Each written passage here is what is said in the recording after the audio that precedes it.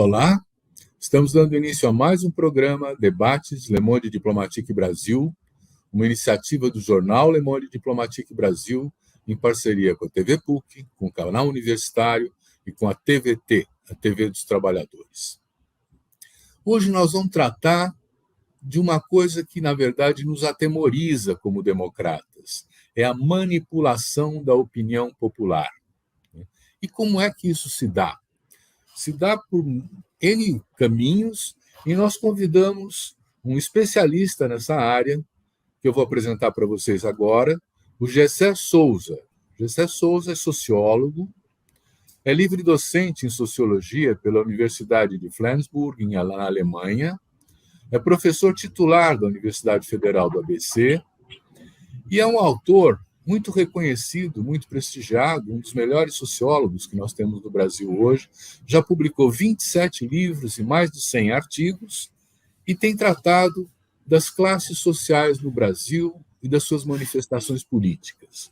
Entre outros livros, ele publicou A Ralé Brasileira, A Radiografia do Golpe, em 2016, A Elite do Atraso, da Escravidão à Lava Jato, A Classe Média no Espelho, A Guerra contra o Brasil, Como o Racismo Criou o Brasil dos Humilhados, esse de 2022. Né? Então, para nós é uma honra e um prazer, José, recebê-lo aqui no nosso programa, para a gente tentar interpretar algumas manifestações políticas que são preocupantes. Eu quero apresentar agora uma imagem de um muro de um prédio no Rio Grande do Sul, Porto Alegre, onde empresários bolsonaristas colocaram esse cartaz aí, onde está escrito em cima, você decide. No lado esquerdo, para nós, tem a bandeira do Brasil, tem vida, bandido preso, povo armado, valores cristãos, liberdade, agro forte, menos impostos, a favor da polícia, ordem e progresso. E do outro lado, o símbolo do comunismo, aborto, bandido solto, povo desarmado, ideologia de gênero, censura, MST forte, mais impostos, a favor do PCC, narcotráfico, e a convocatória do 7 de setembro para as manifestações bolsonaristas nas ruas, ao final desse painel. Gessé, eu gostaria que você nos dissesse o que passa na sua cabeça quando você vê um painel como esse. Passa pela cabeça a necessidade, antes de tudo, de um tribunal eleitoral, eficaz, o que eu acho que, nesse caso, a gente está com a sorte de ter nessa eleição, tanto que esse mural foi mandado ser retirado, eu não sei se ele já foi, mas isso não vai aparecer só aqui, isso dá um pouco, Silvio, esse mural, o nível de canalice, né, dessa elite brasileira, que não tem o menor pejo, né, de entrar na mentira, na fraude, na enganação, etc, etc. Isso representa o quê? Porque isso é algo que ainda não está devidamente esclarecido para a opinião pública brasileira. Né? O que isso implica, o que é? É uma estratégia, uma nova estratégia da extrema-direita, especialmente americana, né? Montada a partir dos exemplos do nazismo e do fascismo italiano, né? Que é uma das principais ideias é uma mentira sendo repetida 1000 vezes se torna verdade, que é a frase famosa do Goebbels, o ministro de propaganda de Hitler. Né? Então, você tem que usar, né? o que está exatamente mostrado. Você tem que simplificar o mundo, né? E você tem que, então, inventar mentiras, oposições, né? Nenhuma delas aí é verdadeira, né? É, no fundo, para enganar o público. Agora, esse público a ser enganado, né, tem que ter, ou seja, você não consegue, quer dizer, um tipo de painel desse para uma pessoa refletida, ele é ridículo, ele estimula o desprezo, a raiva, etc, etc. Né? Mas para pessoas vulneráveis, né? E aí a grande parte da população brasileira é vulnerável a esse tipo de mensagem. Por quê? Olha, porque aí você vai ter o quê? Você é ressentido e você tem raiva. Uma raiva justa, tá? Porque 80% da população brasileira ela é oprimida, ela é humilhada, etc. Né? Então, isso gera uma raiva. Né?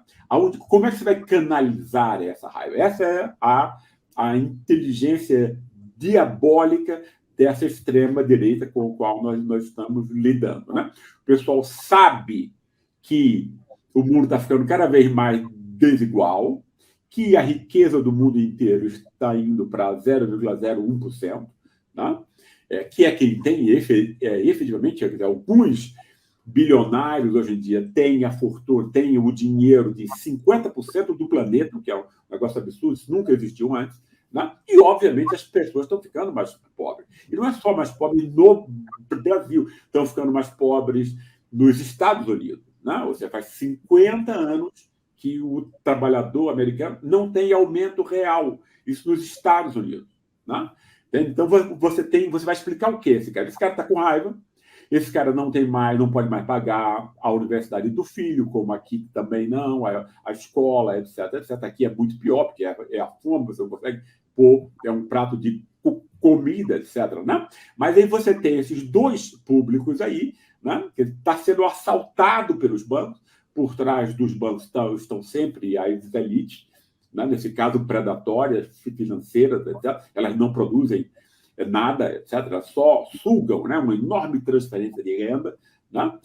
Como é que você vai explicar isso para o povo? O povo está com raiva, etc., mas ninguém explica, porque você tem uma imprensa, tanto nos Estados Unidos como no Brasil, que é uma imprensa comercial, ou seja, uma imprensa venal, né? Quer dizer, a notícia ela é distorcida, ela é manipulada, né? A informação não tem a função pedagógica que ela tem que ter, que é de estimular a reflexividade, o debate público, o encontro de opiniões contrárias. Isso é extremamente possível de você institucionalizar, basta que você institucionalize uma imprensa pública, que não se confunde com a imprensa do Estado. Né? Ninguém quer que uma televisão, etc., vai cair na mão do cara como Bolsonaro. A imprensa pública não tem a ver com isso. Ela não é do Estado, ela não é do governo. Né? E isso falta entre nós. Né? E isso gera o quê? Isso falta também nos Estados Unidos. Né? Isso gera o quê? Isso gera desinformação. Ninguém explica para a população como um todo, que tem uma raiva justa, né? Quer dizer, quem está lhe roubando, quem é o seu inimigo. Né? Se ninguém explica, então você pode escolher espantalhos aí, né? Quer dizer, bodes expiatórios, arbitrários, né? Ao sabor das ocasiões. Você pode dizer, olha, esse aqui é a ideologia de gênero, é o Supremo Tribunal, né? etc, etc. Então você tem aí um campo extremamente fértil para canalizar ressentimentos e raivas que não têm explicação. Né? Ou seja, então essas pessoas, que é exatamente o público de Bolsonaro. Né? O que é importante aqui é a gente explicitar, né? E a campanha de 2018, assim como as pesquisas com essa eleição, apenas reafirmam isso. Né? Você tem, obviamente, esses empresários que são sempre os das negociatas, do negócio fácil, etc. Eu estou muito contente aí com a possibilidade da gente entrar no sigilo financeiro dessa malta que apoia Bolsonaro, né? Com essa última decisão do ministro Moraes. Né? Você vai ter o quê? Você tem Bolsonaro, além dessa elite comprometida com isso, uma parte expressiva da classe média racista, etc., que é branca, né? E que mascara o seu racismo com o falso moralismo, né? Para atingir as mesmas pessoas para atingir os mesmos fins, que é evitar a inclusão popular e manter o negro e o pobre longe, né? De qualquer forma de competição, né? Pelos recursos educacionais, etc. Além disso, que é o bloco no poder há 100 anos entre nós, para evitar qualquer mudança, né? Você tem o quê? Foi a novidade que Bolsonaro propiciou, que foi o quê? Ele cindiu as classes populares que, desde 2006, estavam voltando em uníssono com Lula e com o PT. Né? Ele vai cindir isso de que modo? Olha, ele vai instaurar uma oposição entre as pessoas que ganham entre 2 e 5 salários mínimos, que é onde está a maior parte do público evangélico, por bons motivos, né? E é onde está o que eu chamo provocativamente de um lixo branco brasileiro, que é o branco pobre, ressentido, justamente ressentido, ele foi humilhado, né? Mas que está no interior de São Paulo, que está no sul, etc, etc. Esses são os dois elementos, né, dessa, ou seja, porque aí Bolsonaro ele vai entrar em quê? Ele vai entrar em articulação com o pobre remediado, né? Ou seja, esse Mas ganha 12 e 5 salários mínimos. Não, eu estava pensando assim, a agenda que esse mural coloca, né? A ameaça do comunismo.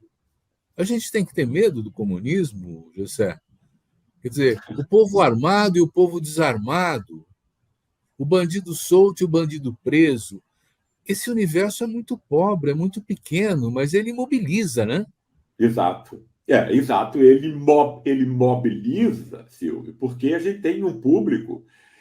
Veja bem, os seres humanos, eles nascem inteligentes. Nós todos somos inteligentes. O povo brasileiro é tão inteligente quanto qualquer outro, né? Embora a intelectualidade brasileira, inclusive de esquerda, né? Porque encampou essa ideia, diga exatamente o contrário, o que é completamente absurdo.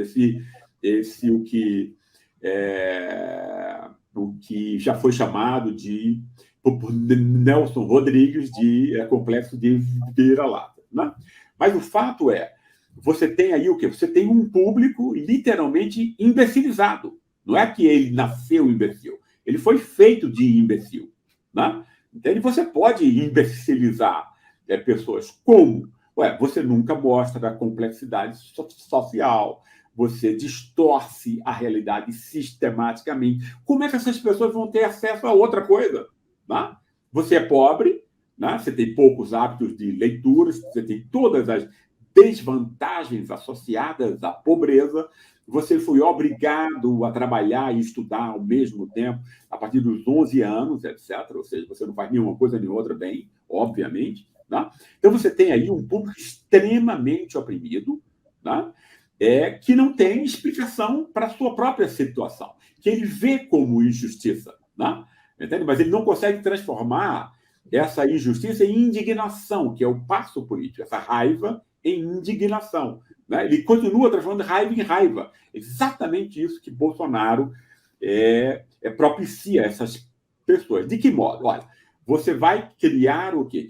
São as duas estratégias aí em jogo com o Bolsonaro.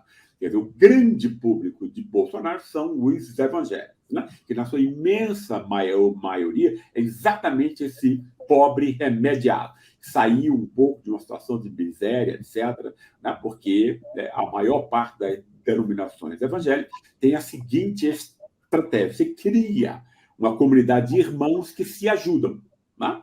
Isso aí iria ser muito bom se ficasse nisso. Né? Mas aí elas percebem também, né, que vão ganhar muito dando essa noção de uma superioridade social que antes só a elite, a classe média branca tinha em relação a esses muito pobres, negros e pobres, né?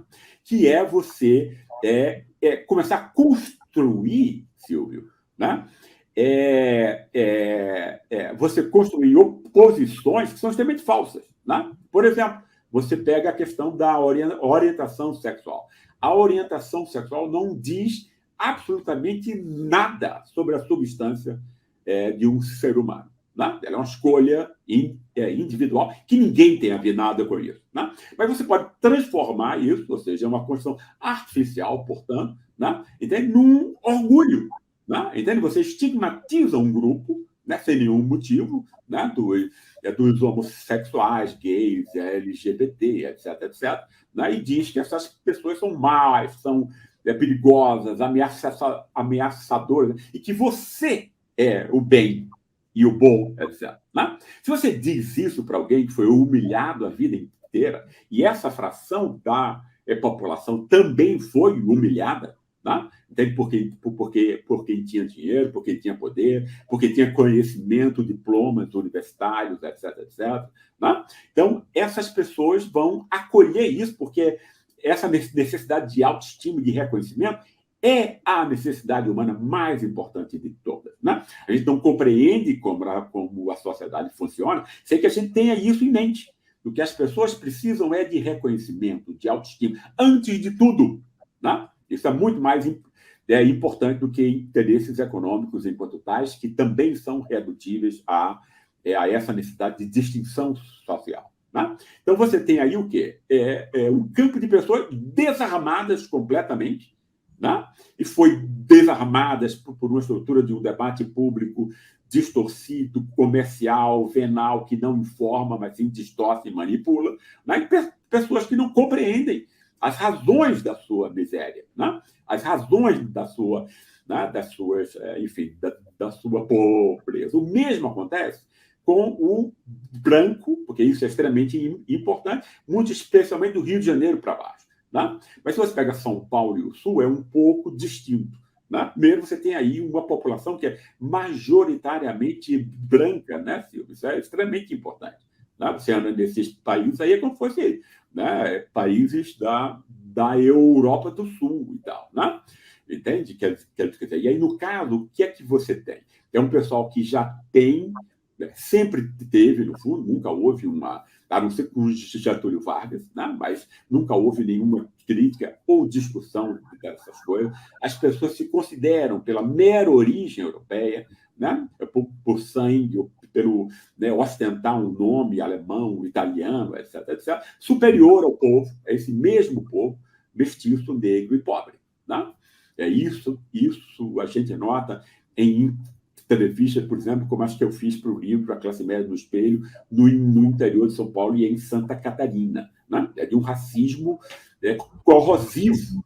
Né? Então, você vai o quê? Esse branco pobre, né, que é a maior parte do sul e de São Paulo, que a classe média é muito, muito pequena, ela é eventualmente um pouquinho maior no sul e em São Paulo, ela talvez passe de 10% a 15% para 20%, mas aí você tem aqui 80%, 70% dessas pessoas brancas e pobres, né? Humilhadas também, especialmente pelo branco que conseguiu, né, acesso à universidade, línguas estrangeiras. Né? Sem isso, a gente não entende o apoio a essas políticas contra a universidade, contra a ciência, contra tudo, a cultura, porque essas pessoas foram humilhadas por isso. Elas não têm formas de criticar, porque não houve debate, nem tem a informação isenta que mostra que quem é culpado por esse tipo de coisa é uma elite predatória que fica com todo o dinheiro, fica com o orçamento público no bolso, a partir de juros escorchantes e de uma dívida pública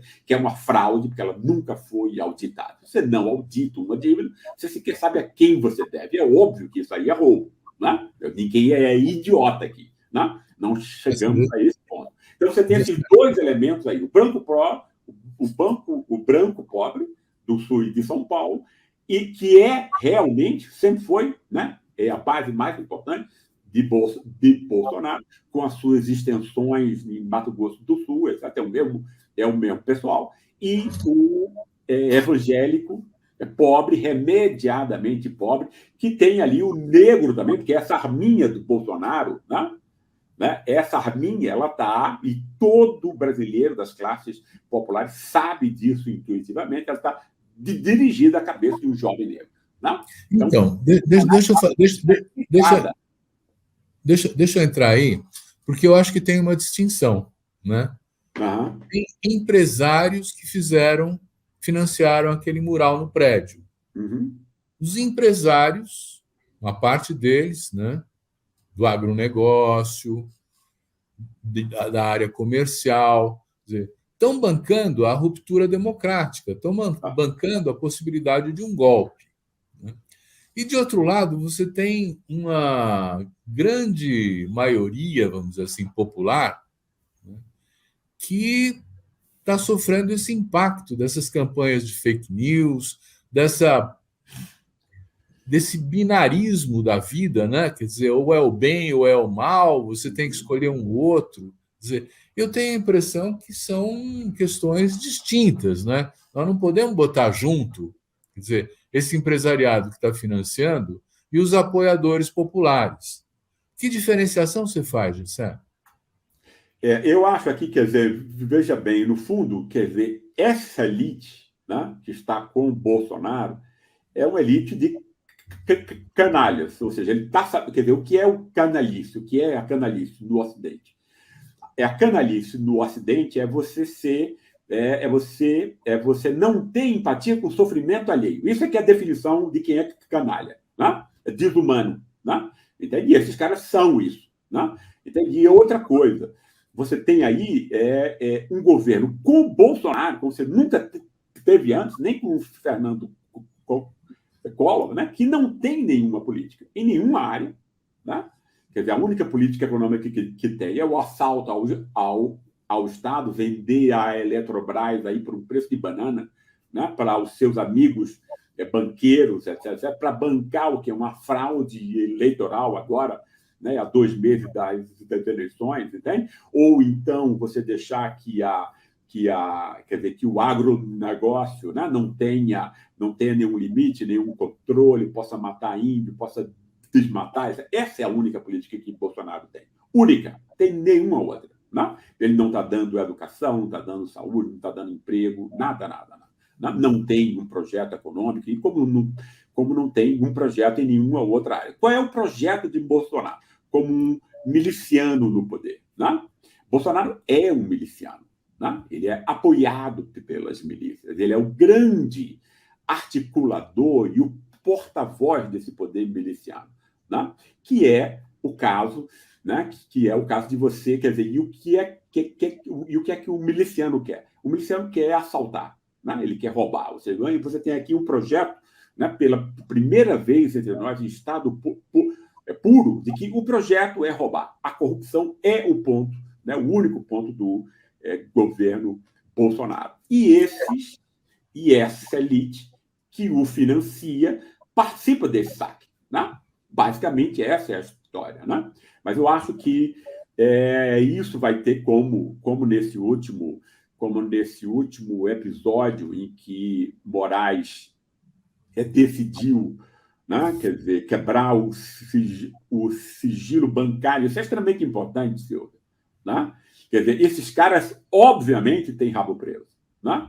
Entende? Quer dizer, então você pode, a partir disso aí, você sabe esses negócios, quer dizer, nessas coisas você sabe bem que a gente sabe como começa, mas não sabe como isso termina, entende? Então você tem aí um caso, né? Quer dizer, eu acho que vai ser extremamente importante a gente ter uma justiça eleitoral atuante, como a gente não teve na eleição passada, né? Na eleição passada, Bolsonaro estava blindado, podia fazer tudo, etc., cometer os mais variados crimes eleitorais sem temer por consequências. Eu acho que nessa eleição agora a gente tem um quadro distinto e isso pode ser decisivo.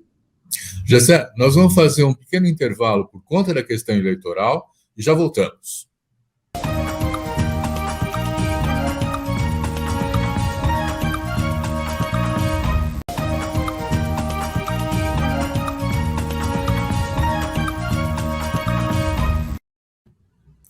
Agora eu queria voltar o olhar para a população fanatizada, não é?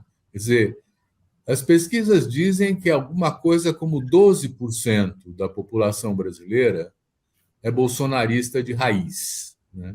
É muita gente. Isso dá Muita gente. uns 25 milhões de pessoas, né? E eu tinha feito um esforço, inclusive em vários debates aqui, para entender que era possível mudar a opinião dessas pessoas, né? E parece que isso é um grande desafio, que não é tão fácil assim. Quer dizer, como é que você vê essa população fanatizada atuando e como é que ela se transforma em uma população fanatizada? Essa questão é a questão, eventualmente, a mais importante de todas aqui, e eu tenho que pegar o fio que eu deixei numa outra questão que você perguntou anteriormente, né? Porque, no fundo, o discurso de um cara como Bolsonaro, né, ele não se dirige à reflexão, né? Ou seja, ele não está argumentando, né? Não é um argumento, ele se dirige aos afetos, né? Ou seja, ele pede o que aí?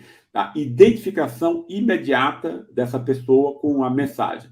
Isso tudo é feito, Silvio, cientificamente, né? Ou seja, tem órgãos hoje em dia e tal, né? A partir disso, obviamente, a partir de 2016, com a subida do Trump, foi institucionalizado para o mundo todo, etc. Mas houve um trabalho, esses bilionários estão derramando dinheiro em fundações, em universidades, cooptando professores, gente extremamente capaz, né, que está por trás disso.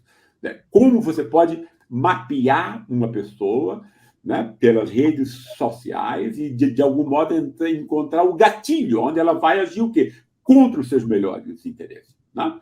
Porque ela vai estar ligada a essa necessidade de reconhecimento e de autoestima momentânea que seja, de curto prazo. Esse é o grande aspecto. Né? Então, se você retira a reflexão, você não vai pensar a longo prazo, você não vai pensar nas consequências do que você faz. Você vai ter aquela satisfação ali imediata, espontânea, etc. Que o que está por trás dessa lógica do fascismo, né, é de que aquilo para aquela pessoa que foi humilhada o tempo inteiro, isso vai ser extremamente importante. Só para dar um exemplo, que tipo de identificação é essa? Olha, você tem um contexto, né, em que ninguém nunca pediu a sua opinião, você se sente desvalorizado, você é olhado de cima para baixo a vida inteira, etc. O cotidiano de humilhação é o seu dia a dia, e tem um cara que diz que é contra isso tudo, contra o sistema, contra as elites, né? E vai ter a mesma raiva, o mesmo linguajar, a mesma expressão corporal que você teria. Né? Então, isso produz uma identificação afetiva, erótica até, né? com essa figura. Né? Você passa a amá-lo. Né? Ele pode, e a partir disso, ele pode fazer qualquer coisa, porque você não tem mais a distância, enfim, nenhum distanciamento crítico em relação a isso. Então, do mesmo modo que um nordestino pobre, né, se identifica com Lula quando ele fala numa linguagem popular, etc., esse lixo branco do sul e de São Paulo e esse evangélico homem de bem, quer dizer, em grande medida, vários deles, 25 milhões, entre eles não tem nenhum espaço de reflexão. Né? É uma carência, uma fragilidade, uma vulnerabilidade social que é aproveitada de modo metódico, científico, né? Com esse fim. É o quê? Redes sociais que fazem isso? Antes de tudo, redes sociais. Isso começou meio com tentativa e erro. Né? Quer dizer, a primeira ocasião onde a gente vai ver efeitos importantes disso é na saída da Inglaterra da comunidade europeia, né? Onde foi feito estudos com o Facebook para identificação de um público, que tipo de... Então, tudo aquilo que era utilizado, como sempre acontece, Silvio, né? Normalmente é o mercado, é a necessidade de você vender e encontrar consumidores que vai desenvolver esse tipo de técnica, mas isso pode ser repassado para a política, como, aliás, já foi feito antes, né? De outros modos. Né? Então, você vai ter aí o quê? Vai ter uma análise extremamente precisa, bem feita, inteligente, diabolicamente inteligente, você está querendo enganar pessoas e tudo, mas isso vai ser bem feito, né? Por pessoas que vão demonstrar isso, que vão fazer uma comprovação empírica e vão errar, mas depois vão acertar, vão descobrindo paulatinamente, né, pouco a pouco, de que modo você pode acertar nos afetos, quer dizer, o coração, aquela, né, a alma de cada um de nós. E isso foi feito, né? Isso é uma técnica hoje aprendida, desenvolvida, que você pode aplicar para qualquer tipo de contexto, né? Isso é fascismo, isso é fraude, isso é mentira, tá? Isso é repetição de uma mentira, né? Ou seja, Por que você chama de fascismo? Nazismo. Oi? Por que você chama de fascismo? Eu chamo de fascismo porque o fascismo é o fechamento, né, do horizonte reflexivo. Né? Ou seja, você só consegue instaurar o fascismo quando você elimina a reflexão do espaço público. Né? E você começa a criar identificações afetivas. Basicamente, você está desumanizando as pessoas, porque o dado mais importante, né, e que singulariza os seres humanos é a capacidade de refletir criticamente. Né? Isso é tudo. É isso que dá a capacidade de aprendizado, que em sociedades, indivíduos possam se desenvolver, etc, etc. Se você consegue, né, parar isso, que você consegue mobilizar essa força, você então pode falar os afetos. E então você vai ter um nível de reflexão muito baixo. Você animaliza, literalmente. Né? Você literalmente animaliza o seu público. Então, mas aí eu continuo achando o seguinte: para manter esse povo todo, vamos dizer assim, alinhado, né, nessa perspectiva fascista, tem que haver continuamente uma alimentação, senão ele se distancia disso. Né? Eu estou perguntando isso porque, mesmo depois das eleições, nós vamos ter esse grupo atuando. E a minha pergunta é: eles são convencíveis? Eles podem mudar de posição? Ou você acha que não? Não, eu não acho que eles vão mudar depois de posição. Né? Eu acho que, eventualmente, né? Mas eu acho difícil que isso aconteça. O que eu acho que é extremamente necessário, Silvio, e eu acho que isso vai ser, eu espero, né, caso Lula vença essas eleições, etc., né, que a gente não faça apenas um plano econômico alternativo para ter as pessoas da miséria e da fome, que, obviamente, é a tarefa mais urgente de todas elas. Né? Mas ela não é a única. Né? Ou seja, você tem que ter o quê? Você vai ter que ter uma espécie de reforma institucional ampla, né? Não a reforma que os bancos chamam, mas uma real reforma, para que as instituições cumpram o papel que elas devem cumprir. Né? Você atacar a democracia, né, em certos países, especialmente a Alemanha, porque ela tem o histórico aí do nazismo ainda muito presente e tal, né? Você vai preso, Silvio. Né? Entende? Não tem conversa em relação a isso. Né? Não é que você vai ser intimado, etc. Não, você vai ser preso, primeiramente. Né? Entende? E as penas são duríssimas a isso, porque isso é percebido como um ataque frontal à democracia. E o que é um ataque frontal à democracia? Né? É o acordo geral, né, de que cada pessoa tem o direito de ter uma opinião autônoma, refletida e própria sobre os assuntos da coletividade. Né? Essa é a grande promessa do mundo moderno, essa é a grande promessa da democracia, e você tem que proteger isso, porque ela vai ter inimigos. Né? Vão ter pessoas que vão se aproveitar dessa abertura democrática para dizer que liberdade é você poder dizer qualquer coisa, mesmo que seja para matar o outro, mesmo que seja para difamar o outro, mesmo que seja para, né, impor um golpe de Estado, etc, etc. Né? E a gente está perdendo as fronteiras entre isso. Né? Então você precisa ter isso, você precisa ter uma revolução cultural também, ou seja, uma reforma cultural. Porque às vezes, quando a gente usa esses termos, a pessoa, puxa, o que você está pensando e tal, é uma. Né? Não estou pensando numa revolução comunista que jamais resolveu nada em lugar nenhum. Né? Entende? Né? comunismo é uma aposta perdida, né? Entende? Eu acho, né, absurdo alguém que acha, né, você tem esse tipo de marxismo ainda sobrevivendo no Brasil. Eu não vejo isso em nenhum outro lugar, né? O que é uma loucura, entende? Né?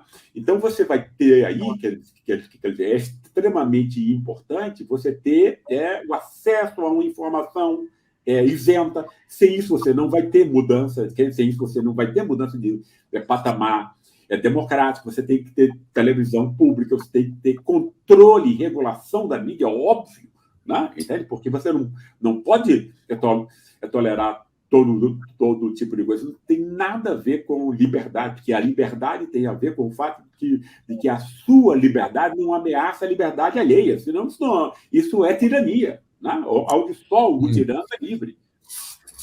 José, eu entendo que essa iniciativa de construção, vamos dizer assim, do fascismo, ela destrói instituições, destrói os sindicatos, as associações, ataca todos os coletivos e busca fazer uma ligação direta com o indivíduo através dessas mensagens. Mas aí entra a igreja evangélica. Ainda que não sejam todas as igrejas evangélicas, porque nem todas são bolsonaristas, né? Quer dizer, ela é uma instituição. Como é que fica essa ideia de que o fascismo destrói a relação mediada pelas instituições e a igreja evangélica está aí inteirinha? Esse vai ser o grande desafio da sociedade, da democracia brasileira a partir de agora. Né? Entende? Por quê aí, né? No caso, você está lidando, né, com instituições que muito possivelmente, como você diz, claro, a gente tem sempre que lembrar que tem pastores bem intencionados, você não pode botar todo mundo no mesmo saco. Eu próprio conheci muita gente boa quando fiz o estudo sobre os batalhadores, a gente entrevistou muito pastor, etc, etc. Né? Mas o que você tem, o que nós temos visto, especialmente a partir de 2018, é que as maiores, as mais importantes denominações evangélicas encamparam nesse projeto bolsonarista. Né? Para quê? Para não pagar imposto. Né? E tem relações aí que são extremamente, que precisam ser melhor estudadas entre as igrejas evangélicas e o crime organizado. As milícias, né? Por exemplo, no Rio de Janeiro. Né? Quer dizer, quem pesquisa isso, né, sabe de que as igrejas lavam o dinheiro sujo das milícias, etc. Então, você tem aí uma inter-relação que é do crime, entende? Né? Então, isso é extremamente importante. Então, eu não sei que tipo de coisas a gente pode fazer agora, mas tem que ter uma regulamentação disso. Né? As igrejas evangélicas não puderam entrar na Alemanha. Olha que interessante. Né? O que foi que os alemães disseram? Olha, aqui, para você exercer qualquer coisa, você tem que ter uma educação para isso. Né? Isso é respeito ao público. Né? Então, quer dizer, só quem pode ser pastor ou padre aqui tem que ter feito a faculdade de teologia, tem que ter estudado 4, 5 anos, para poder ter alguma coisa para dizer aos outros e tal. Né? Mas a gente não teve nenhum controle disso. Obviamente, ninguém percebeu, né, as causas e as consequências de longo prazo que isso podia acontecer. Né? E é extremamente preocupante isso, porque aí você tem um público muito fiel, engajado, um público extremamente vulnerável, especialmente vulnerável a esse tipo de discurso que vai engrandecer essas pessoas que foram sempre, né, humilhadas, pisoteadas, etc. Então, eles descobrem aí na comunidade evangélica, porque é um país tão mau e perverso com a sua população, né? Então, que você vai ligar aí, né, a uma necessidade que vai ser extremamente complicada. Como é que a gente vai poder sair disso? Mas alguma coisa tem que ser feita, senão porque isso vai ser. As igrejas evangélicas é a grande base institucional dessa mensagem fascista hoje em dia entre a gente. Né? A prática religiosa é uma prática fascista já. Né? Você engana, né, quem é frágil, etc. E você manipula a vulnerabilidade do seu fiel. Né? Agora nós vamos fazer uma interrupção por conta da questão eleitoral e já voltamos.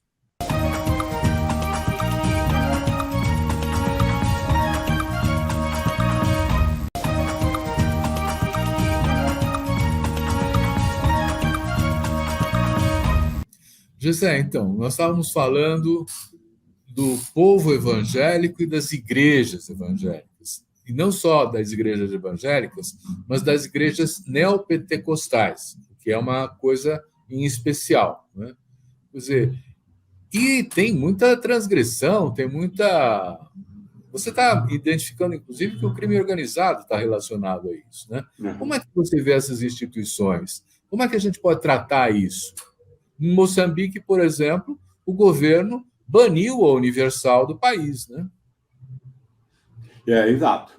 O que eu acho que a gente tem que compreender antes de responder isso é o que foi que causou um extraordinário sucesso das denominações neopentecostais no nosso país, né? Porque, obviamente, eles vão explorar depois o seu fiel, tanto econômica quanto politicamente, né?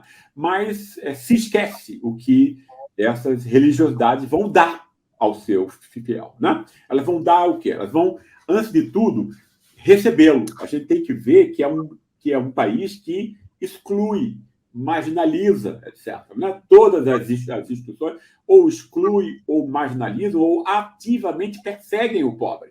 Entende? Isso é o Brasil. Né? Nesse contexto, uma instituição como as neopentecostais, por exemplo, a Igreja Universal, etc., né? Ela fica aberta o tempo inteiro, ela acolhe qualquer um. Né? Se você for de madrugada lá com um problema que ninguém quer saber, o pastor vai lhe ouvir. Isso é extremamente importante. E aí não só lhe ouvir, mas vai lhe integrar dentro, né, de uma comunidade com outras pessoas. Né? Para uma pessoa que está isolada, sofrendo solitariamente, isso é um extraordinário bálsamo. Né? E isso vai fazer, inclusive, com que boa parte dessas pessoas deixe o álcool, etc., possa manter os seus empregos, o que não acontecia antes, para até conseguir emprego, por conta dessa essa solidariedade, né? Intra-irmãos, né? Etc. Então, você tem aí uma rede de ajuda, uma rede, antes de tudo, inicialmente, de reconhecimento, ou seja, de que a sua voz merece escuta, o que num país como é o nosso não acontece, é isso que é dado a esse público, e depois também, né, ligado aí uma ajuda real, etc., na medida em que você tem uma comunidade que se apoia, né, e produz uma solidariedade interna. Então, para você combater essas igrejas na sua consequência negativa, você tem que ter um país que atende a sua população de um outro modo, que não exclua, que não marginaliza, que não invisibiliza, né? E que não é surdo aos seus problemas. Isso é possível de você construir. Né? O Estado tem condições, tem dinheiro, tem amplitude, tem capilaridade para produzir isso.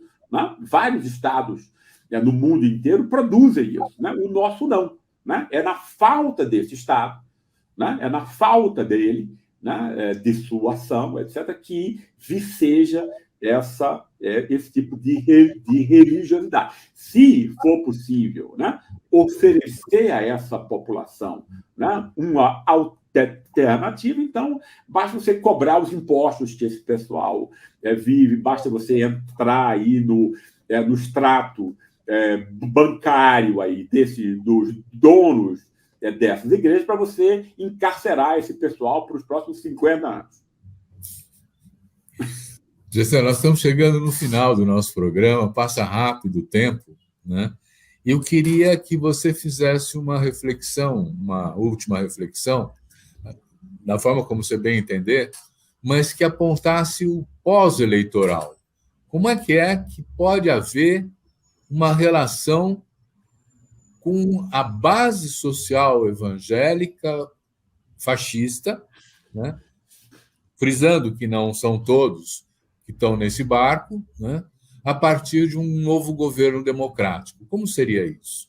Eu acho que esse governo democrata, esse novo governo democrático deveria aprender com a história, antes de tudo, entende?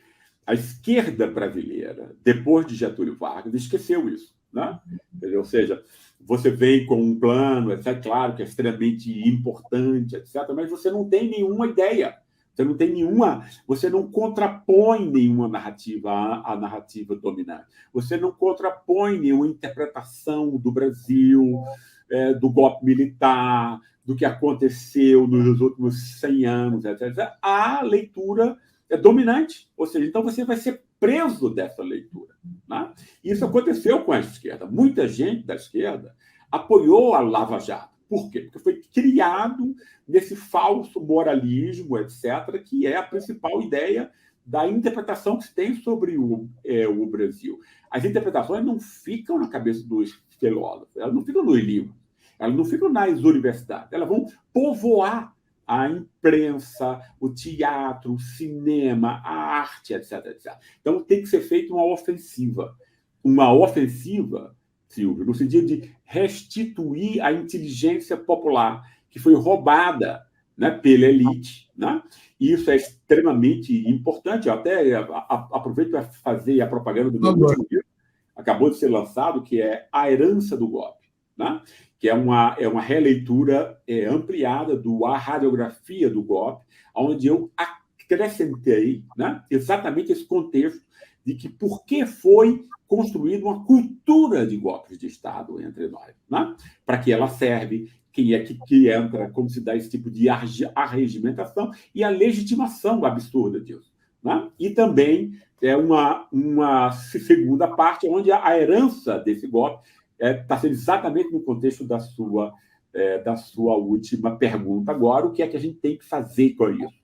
Né? Porque normalmente a gente perde aí, né? Quer dizer, a nossa a consciência, né? E Habermas, um grande pensador alemão, né? Tem uma definição muito interessante para a falsa consciência. Né? A falsa consciência não é na forma como os marxistas haviam interpretado antes, né? Que leva a soluções autoritárias, etc., mas ele percebe a falsa consciência como uma consciência fragmentada. Né? Ou seja, se você tem consciência só de fragmentos, você não estabelece as articulações, os nexos. Né? E a inteligência, a compreensibilidade é exatamente a soma dos nexos que você faz entre as coisas. E aí você tem uma... Né? Isso, né, nunca aconteceu entre nós. O público brasileiro foi ensinado a jamais perceber esse todo, essa totalidade, etc. Né? E a gente tende a ver, por exemplo, aí o golpe foi em 2016, aí pronto. Aí aconteceu a Lava Jato, como se fosse uma coisa outra e tal. Né? Aí depois vem Bolsonaro, que é percebido novo, como se fosse um negócio novo. Não é. Né? A gente só consegue compreender o mundo quando a gente faz a ligação da gênese de um fenômeno com aquilo que lhe causou. Senão você não consegue compreender, senão você não consegue combatê-lo, etc., etc. Né? Nesse livro, então, eu procurei entrar em detalhes sobre isso. Não só a construção dessa falsa legitimação, desse falso moralismo absurdo, né? Entende? Que está na esquerda, Silvio. Né? Entende? Né? Quer dizer, as leis de exceção da Lava Jato foram feitas no Ministério da Justiça de Dilma. Percebe? Né? E muito pouca gente percebia isso e tal. Né? Até o caso último lá, onde Moro dita aquela frase e tal, né? Quer dizer, que ali foi um ponto de inflexão importante na mentira, na fraude, etc. Né? Muita gente da esquerda ou tinha uma relação ambígua ou interpretava positivamente a Lava Jato, o seu inimigo. Percebe? Né? O que era um negócio incrível e tal. Né? Entende? Foi exatamente esse vazio de interpretação que fez com que a minha interpretação acadêmica pudesse ganhar um espaço público, entende? Que aí ficou, né, tinha acontecido algo que ninguém conseguia explicar, ninguém sabia, puxa vida, e agora? Tem o governo nas costas, só levando soco, etc., sem ter nenhuma defesa em relação a isso. Né? Entende? O que a interpretação que eu ofereci nessa época dizia, não, foram as virtudes do PT, e não eventuais defeitos, foi o processo de inclusão popular. Isso é uma legitimação, né, absurda. Entende? Esse tipo de reflexão tem que imperar no espaço público, senão você não tem saída em relação a isso. Né? E eu acho isso muito importante, porque as pessoas normalmente não percebem isso, Silvio. É impressionante. Entende? Você fica calmando no deserto. As pessoas não veem a importância das ideias e do debate de ideias, entende? Que é uma loucura. Né? Porque o mundo material existe a partir de ideias, meu Deus do céu. É exatamente o contrário. Né? Então, a gente precisa ter uma revolução de ideias, de como interpretar o país, que país é esse, quem são as nossas elites, quem são os inimigos do povo, etc, etc. Né? Getúlio Vargas tinha mecanismo e percebia a importância disso. Né? A esquerda brasileira, depois dele, né, abandonou essa luta, que é um tiro no pé. Isso é né, para ser assim, elegante, pouquíssimo inteligente. Bom, vamos continuar o nosso trabalho aqui com os debates Le Monde Diplomatique Brasil para colaborar, para ampliar esse espaço de debate público. Eu quero agradecer muito ao Gessé Souza, o sociólogo brilhante que tem analisado as nossas classes sociais no Brasil, né, pela conversa que tivemos, pela aula que a gente teve, muito obrigado. E agradecer a você também que nos assistiu, dizendo, semana que vem tem mais. Obrigado.